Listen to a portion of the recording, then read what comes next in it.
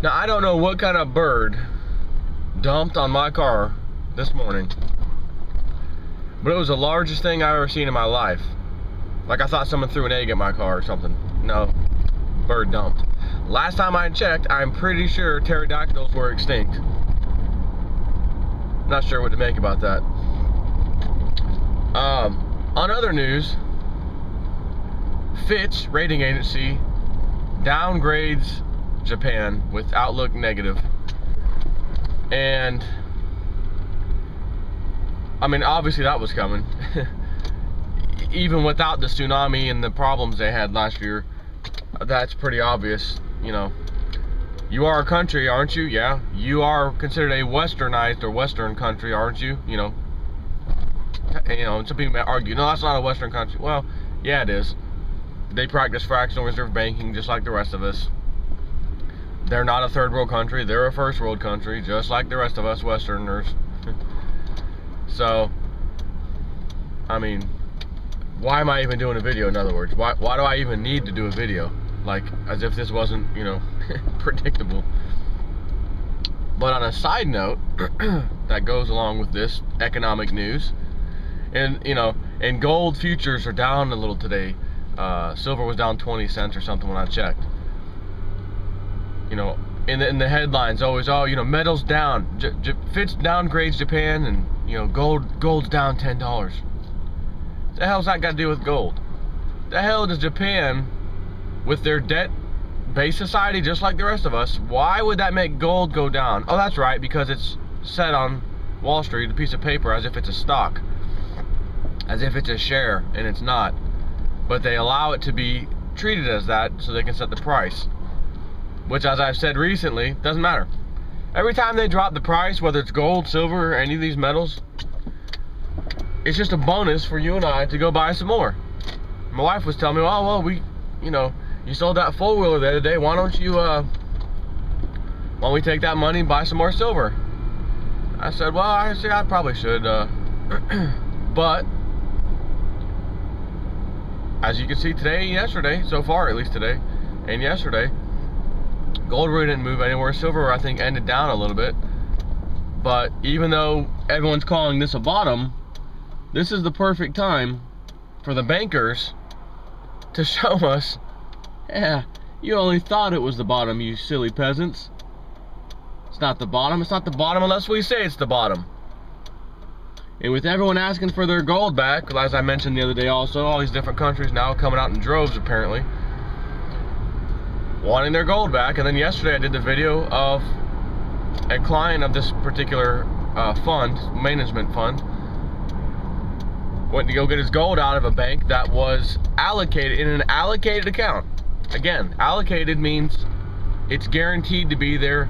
It's allocated. It's your account. It's right there. What you put in it stays in it. Unless it's gold. Because if it's gold, there's a little thing that kind of goes without saying. It's not in any of our paper contracts that we have you peasants sign. It's just one of these banker things. If you're a banker, you just know. It's like the unspoken word. If you've got gold in an account, you can go ahead and lend it out to somebody else at interest, even though it's not your gold and you already paid or you already received a fee from the person whose gold it really is to protect that gold. You're going to take their fee, plus you're going to go ahead and lend it out to someone else, some other group, like, oh, I don't know, the Comex, JP Morgan, SLV, etc., or GLD.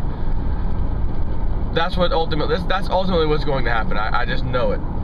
You're going to find out, because this is just history repeating. You're going to find out they did the same thing they did hundreds of years ago. We lent out gold of other people. That's what bankers do. Bankers are masters of lending out what's not theirs at interest. Whether it's gold, whether it's money, whether it's anything of financial interest to them, they will find a way to lend it, spend it, and re-lend it, and tell you at the same time it's there and it's guaranteed. You can come get it whenever you want. Which is why, if you look at our reserve requirements, what these banks by law have to have as a reserve requirement, you know, that ratio of how much loaned money can you have out there versus the reserves on hand. It's basically now a fraction of 1% or somewhere around there. It's like less than 1% reserves on hand. You banks need to keep less than 1 reserve of cash on hand versus the amount of money you have out in loans, or not necessarily cash on hand, but in, you know, in your basically on the books. You've got to claim that you've got X amount of dollars, you know, in the vault, so to speak, and at any time that percentage has to stay there. So if it's less than 1%, you better always have less than 1% of money in the vault, so to speak, so that if anyone comes and wants to withdraw some money, they can. And as I gave you the example the other day, you go try to take just several $1,000s out. You'll be lucky. Maybe you'll get lucky, and your particular bank branch at that time has it. I remember doing a video about this a long time ago. You know, when it happened to me, which was probably a couple years ago, I'm guessing. It happened before that, but I think I did a video on it a couple years ago. And I had other people say, man, I just did the same thing. I just did the same thing. And then I started noticing some YouTube videos of other people saying the same thing. Not because of me, but they just did it and thought it was just, they were just astounded that, to them, a little bit of money compared to, I mean, how many people, let's just say in my area, there's 2 of my bank branches in my area. I could actually go to either one. They're about just as far away. But how many people, just picking one of those 2 branches, doesn't matter, just pick one. How many of those people, or the people in this area, bank at that branch? There's got to be, you know, at worst case scenario, absolute worst case scenario, there has to be hundreds and hundreds and hundreds, probably close to 1,000 or something like that. Best case scenario is that there's actually thousands, and considering that there's, you know, 80 or 90,000 people living in Brandon, Florida, and I recognize there's more than my 2 branches of banks there, but if there was, you know, let's just say there's 100 banks in Brandon, Florida, but there's 80,000 people living here. Do the math, obviously, and figure out, well, that's a lot of, that's thousands, that's not hundreds. There'd have to be thousands of people per branch. How could they, if there's thousands of people per branch, and each one of those persons went into the bank and said, give me $1, $1 withdrawal, or maybe $2, the bank would be cleaned out. Well, sorry, we're gonna have to put an order in for money. That's what they tell me. We gotta put an order in. We'll make sure when we put the order in. What am I ordering? French fries and a hamburger? I want my freaking money. It's supposed to be in here. I brought it here, so it should be here. Well, no, we lend it out, of course. So, again, in other related news, we have, ready to go.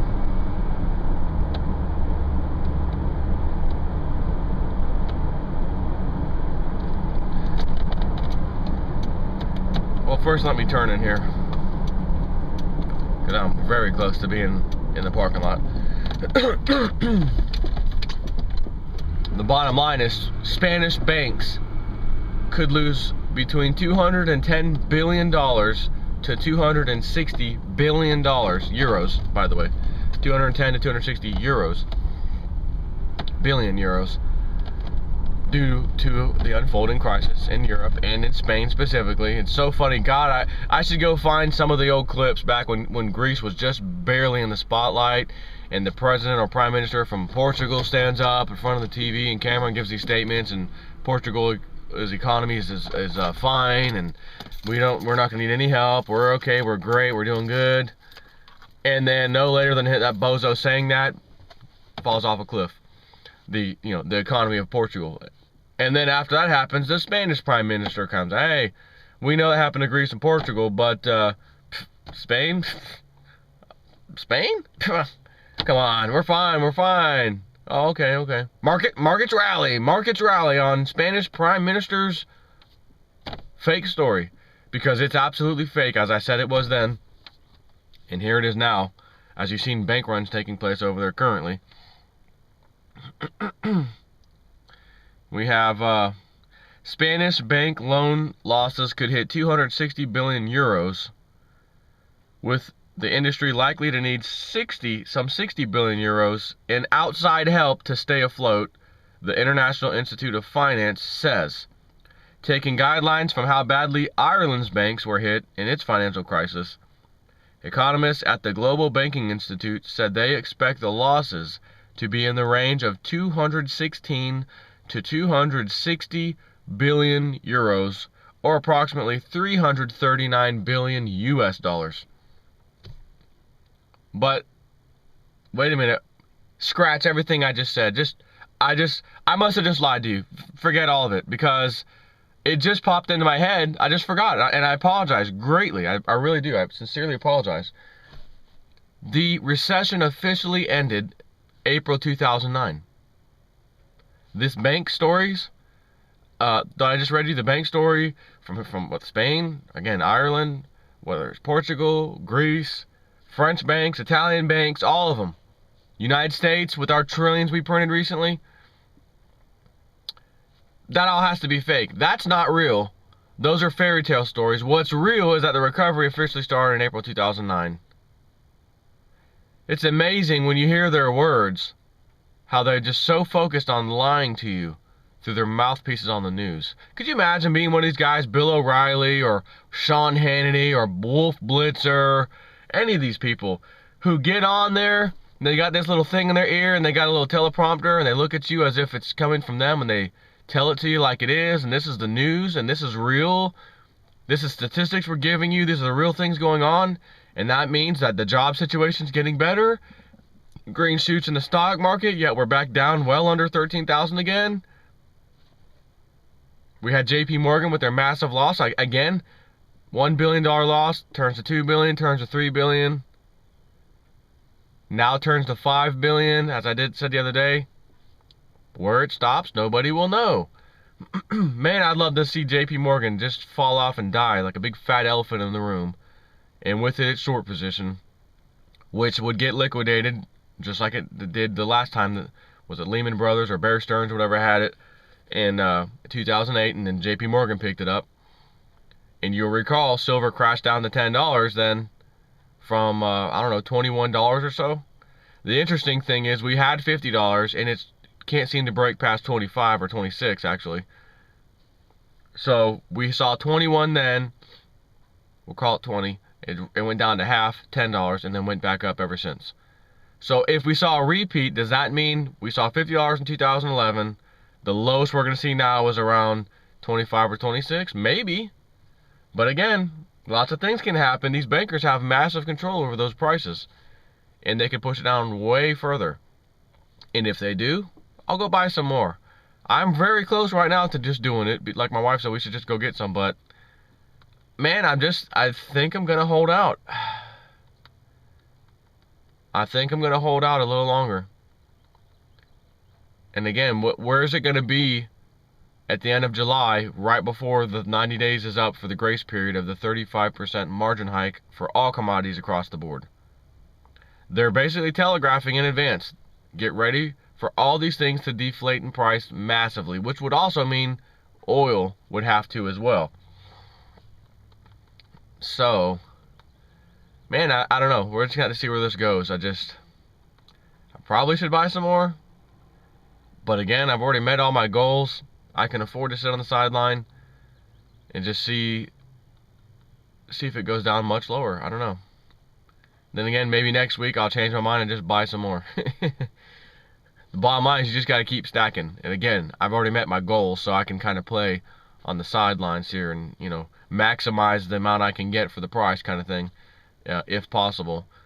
And again, the SLV, all these things, they have to be destroyed, in my opinion. They have to be before this happens. That doesn't mean we can't see it all skyrocket and hit those $200, $300, $400 an ounce levels, and then they pull that plug and all kinds of things happen and things crash and whatever. You know, there's just no telling.